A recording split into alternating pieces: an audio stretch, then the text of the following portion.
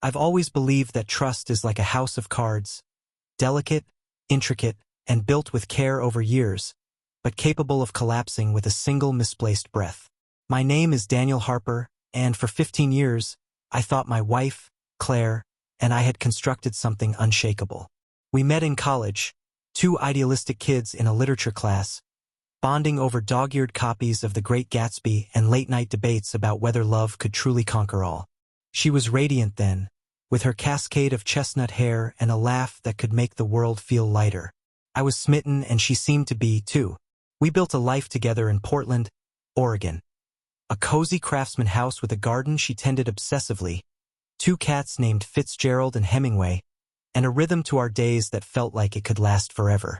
I'm a software engineer, working remotely for a tech firm, while Claire runs a small bakery downtown, her dream since she was a girl. Life wasn't perfect, but it was ours, and I thought we were happy. The first crack in that illusion appeared on a rainy Tuesday in October, about 6 months ago. I'd been working late in my home office, hunched over lines of code, when Claire came home from the bakery. Usually, she'd breeze in, her apron dusted with flour, and regale me with stories of quirky customers or a new recipe she'd tried. But that night, she was quiet, too quiet. Her eyes, usually bright with warmth, seemed distant, like she was looking through me instead of at me. "Long day?" I asked, glancing up from my laptop. She nodded, mumbled something about inventory issues, and disappeared upstairs to shower. I didn't think much of it then. Everyone has off days, right? But the off days started piling up. She began staying late at the bakery, claiming she needed to perfect a new sourdough recipe or train a new employee. Her phone, once left carelessly on the kitchen counter, was now glued to her hand, and she'd tilt the screen away when I walked by. I'd catch her smiling at it, a private, secretive smile that didn't include me. When I asked what was so funny, she'd brush it off. Just a meme from the bakery group chat. I wanted to believe her. I did believe her at first. Claire wasn't the type to lie. She was the woman who'd once driven back to a gas station to return $1 she'd been overchanged. But the late nights stretched later, and the excuses grew thinner. She'd come home smelling faintly of something unfamiliar. Not the usual vanilla and cinnamon of her bakery, but a sharper, muskier scent, like someone else's cologne. I'm not proud of what I did next, but doubt is a poison that seeps into your bones. One evening, while she was in the shower, I picked up her phone. She'd changed her passcode, which was new. She'd always used our anniversary, 0428, but now it was something else. That alone felt like a betrayal, small but sharp. I didn't crack the code that night, but I started paying closer attention. I noticed how she'd linger in the bathroom, texting furiously, then emerge with a forced smile. I noticed how our conversations, once endless, had dwindled to logistics. Bills, groceries, what to make for dinner. I noticed how she'd stopped reaching for my hand when we walked to the farmer's market on Sundays. The real blow came in November, at her bakery's annual holiday party. Claire had been planning it for weeks, buzzing with excitement about the new catering menu and the live jazz band she'd booked. I was proud of her. The way she'd turned her little shop into a community staple, its windows glowing with string lights and shelves lined with artisanal breads. The party was held in the bakery's back room, a cozy space with exposed brick walls and mismatched tables. I mingled with her staff, mostly young, artsy types who adored her, and chatted with regular customers. But Claire seemed distracted, flitting between groups, her laughter a little too loud, her eyes scanning the room like she was waiting for someone. That someone arrived an hour into the party. His name was Ethan Caldwell, a local artist known for his murals around town. I'd seen his work, a vibrant splash of color on the side of a coffee shop, a whimsical forest scene on a library wall. He was tall, with a lean build, tousled black hair, and a charisma that filled the room like smoke. Claire introduced us, her voice a touch too bright. "Daniel, this is Ethan, the guy who's doing the mural for the bakery's front window."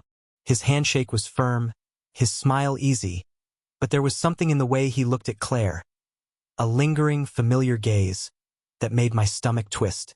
As the night wore on, I watched them. They stood too close when they talked, her hand brushing his arm as she laughed at something he said. He leaned in to whisper something, and she blushed, tucking a strand of hair behind her ear in a way that used to be reserved for me. I told myself I was imagining it. Claire loved me.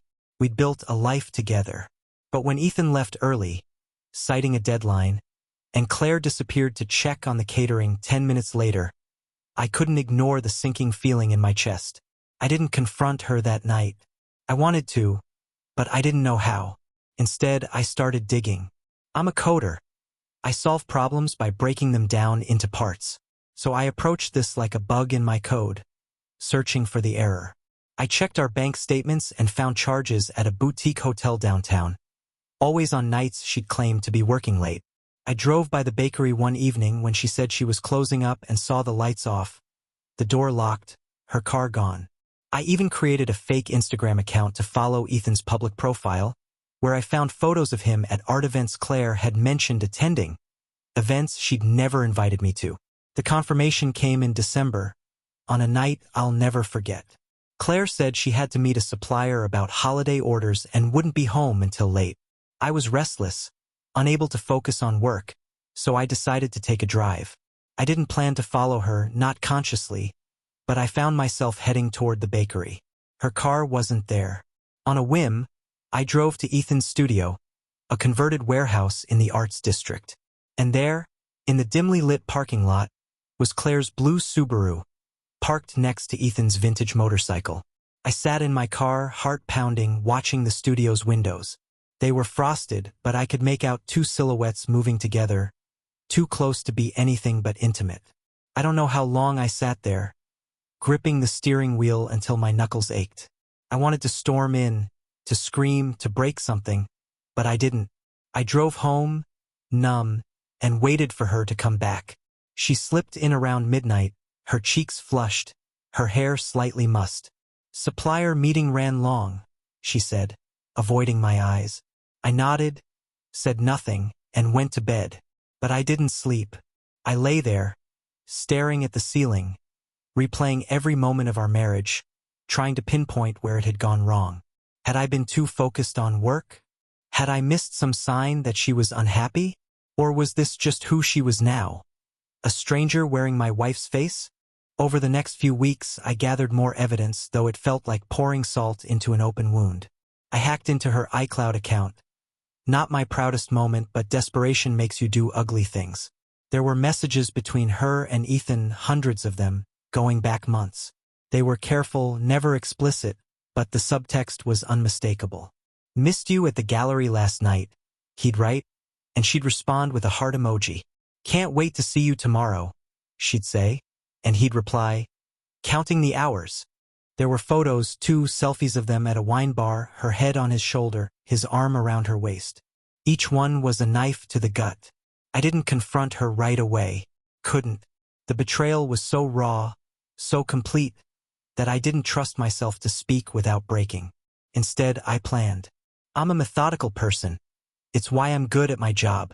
I started documenting everything, screenshots of their messages, timestamps of her late nights, receipts from the hotel.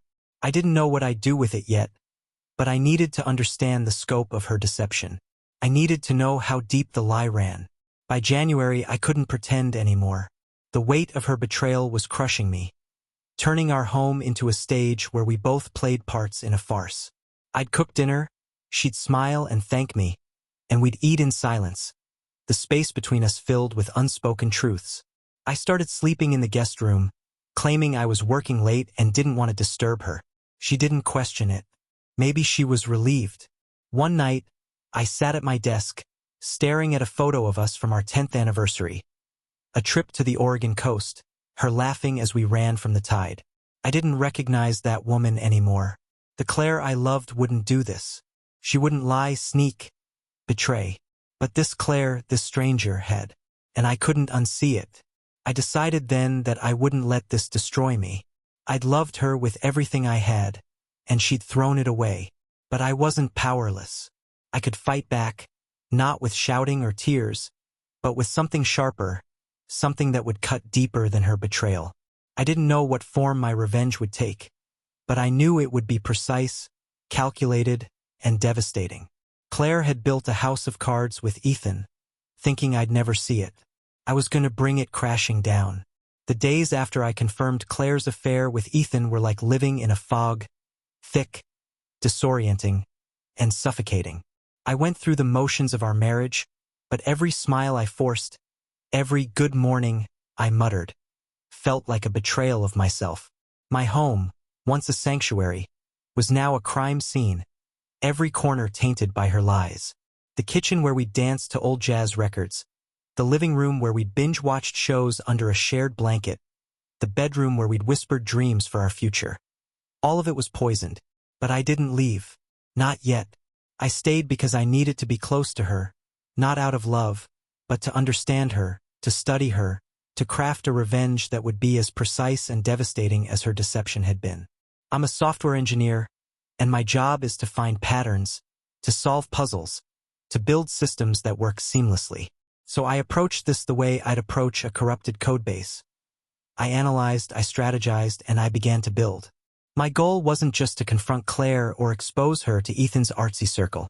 No, I wanted something that would dismantle her world, something that would make her feel the same raw, gut-wrenching betrayal I felt every time I saw her tilt her phone away from me. I wanted her to lose something she valued as much as I'd valued our marriage. And I wanted Ethan to pay, too, not physically, but in a way that would strip away the charm and swagger he wore like armor. The first step was to deepen my understanding of their relationship. I already had access to Claire's iCloud, but I needed more context. I started cross-referencing their messages with Ethan's public social media posts and Claire's bakery schedule. I mapped out their rendezvous. Tuesdays and Thursdays were their usual nights, often at his studio or the boutique hotel downtown.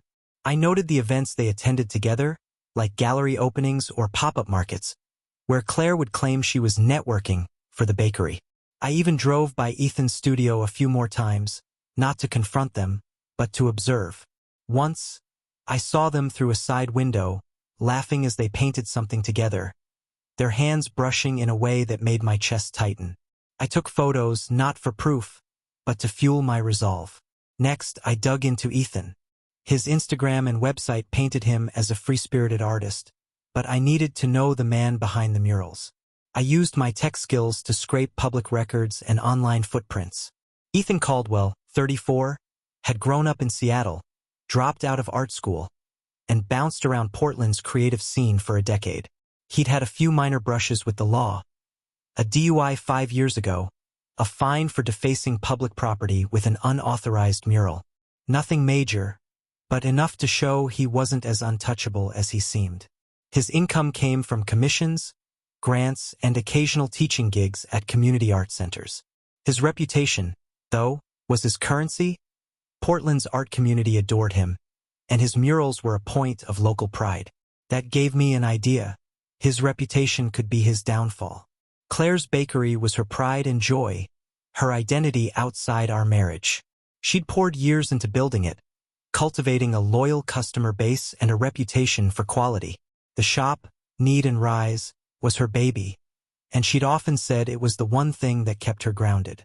I realized that hitting her there, her business, her passion, would hurt more than any personal confrontation. But I didn't want to burn it down, figuratively or otherwise.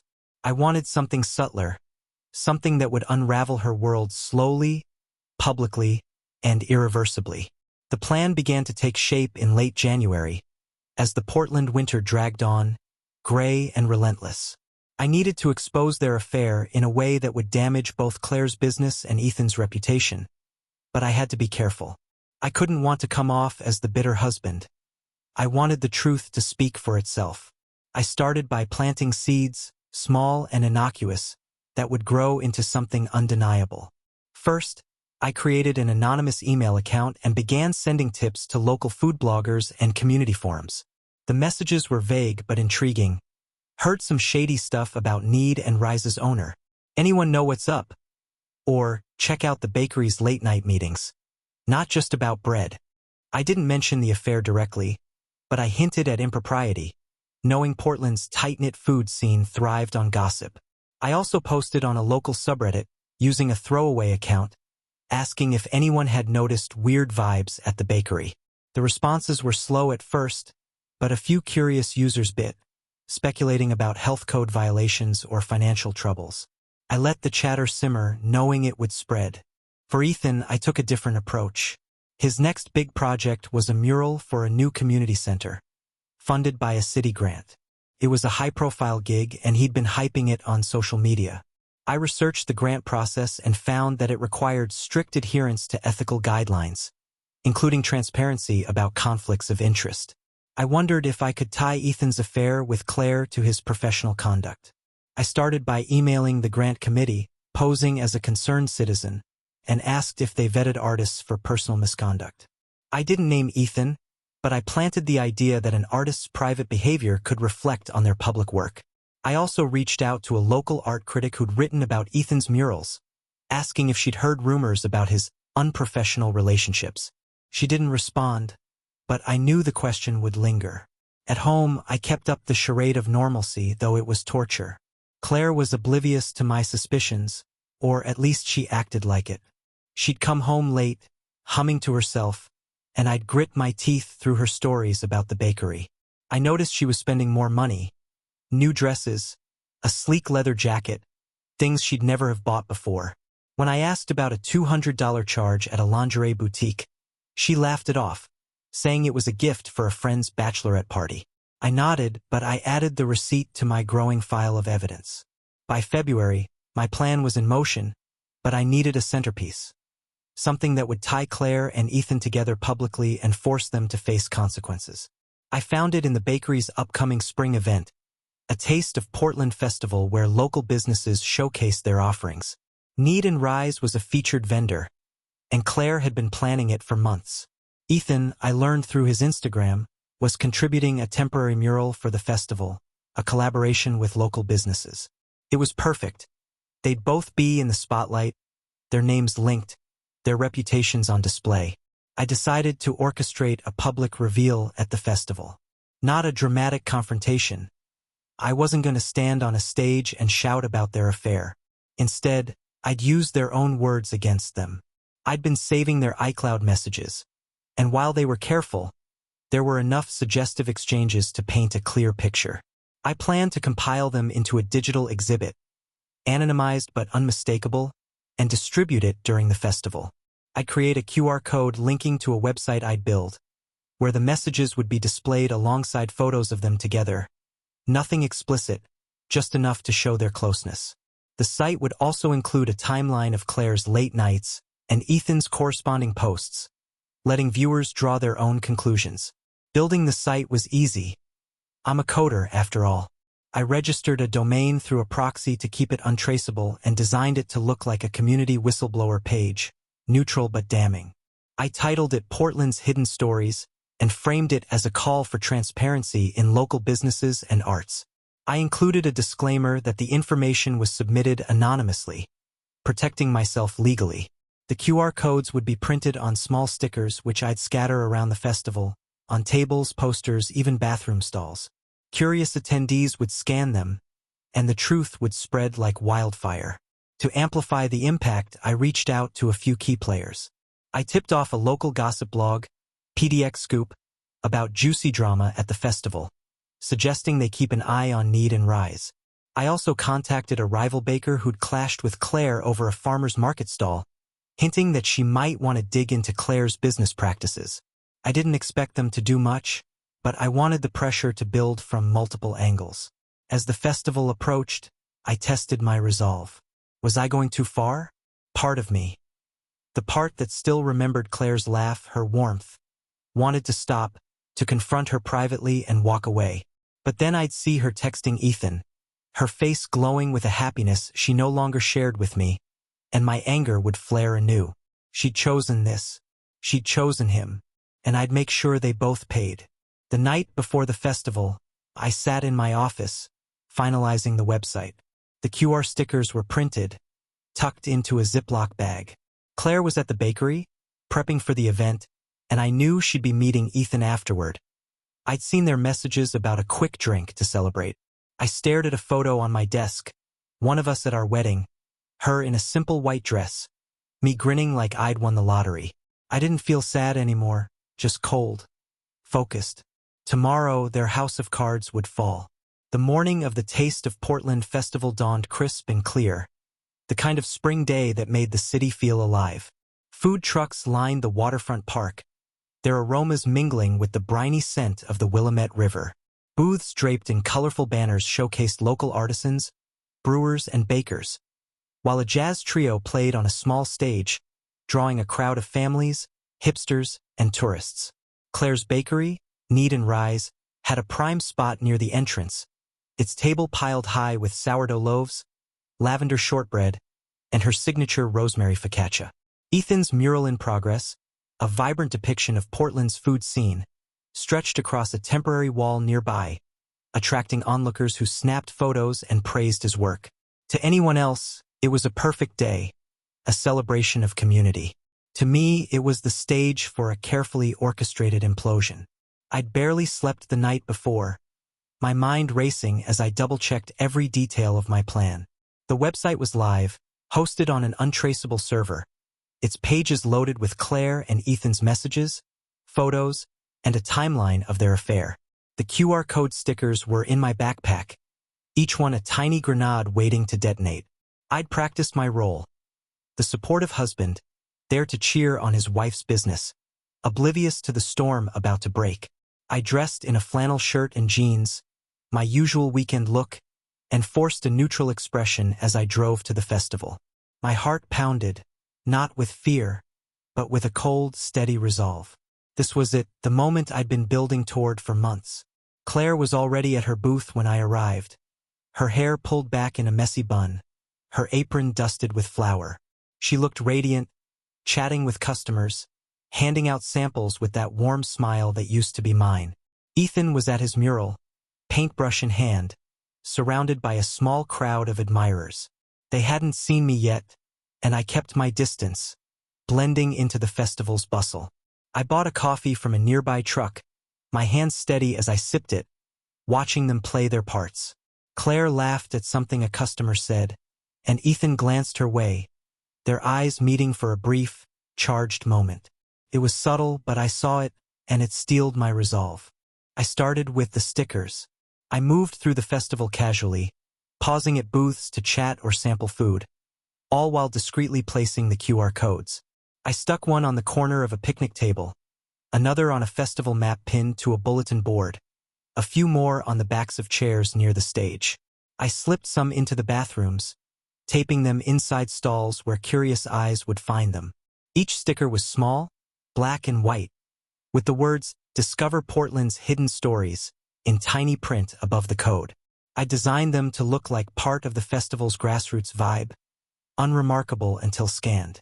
By the time I'd tribute 50, my backpack was lighter, and the seeds were sown. I joined Claire at her booth around noon, offering to help with customers. She seemed surprised but pleased, handing me a stack of business cards to pass out.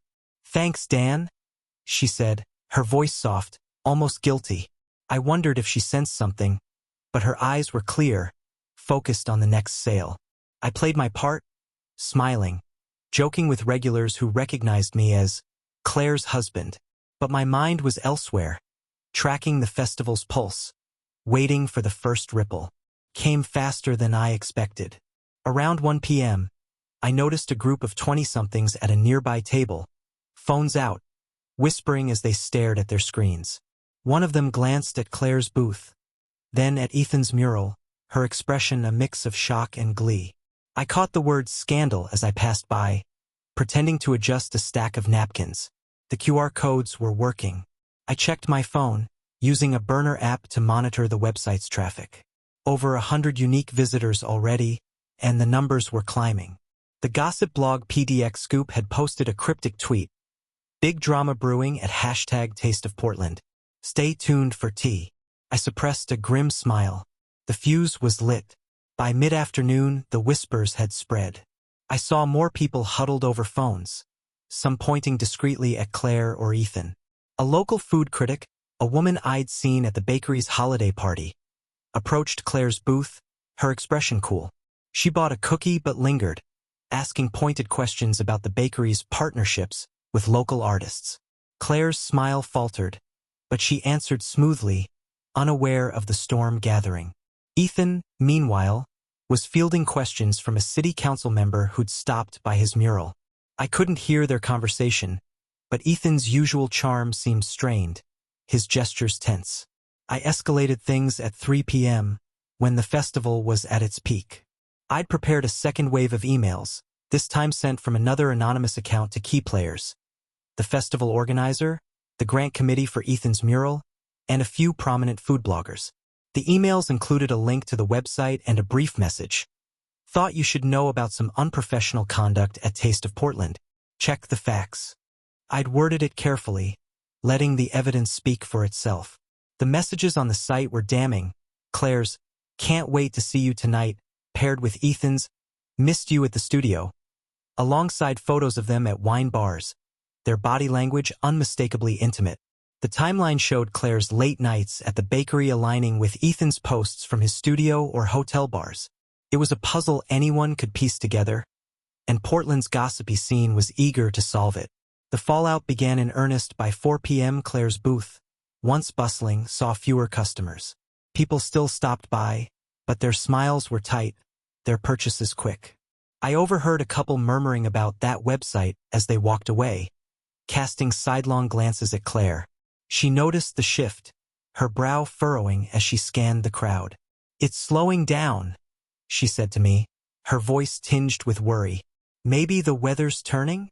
I shrugged, feigning ignorance, and offered to grab her a water. As I walked away, I saw her pull out her phone, her fingers flying over the screen. I wondered if Ethan had texted her, if they were starting to panic. Ethan's mural was drawing a different kind of attention now.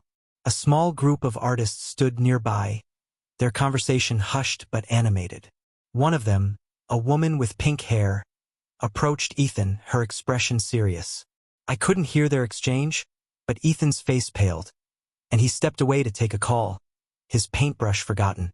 I checked the website's traffic again, over 500 visitors now, and the PDX Scoop log had posted a full article, "Trouble at Taste of Portland.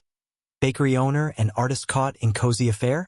It didn't name Claire or Ethan directly, citing anonymous sources, but the details were unmistakable.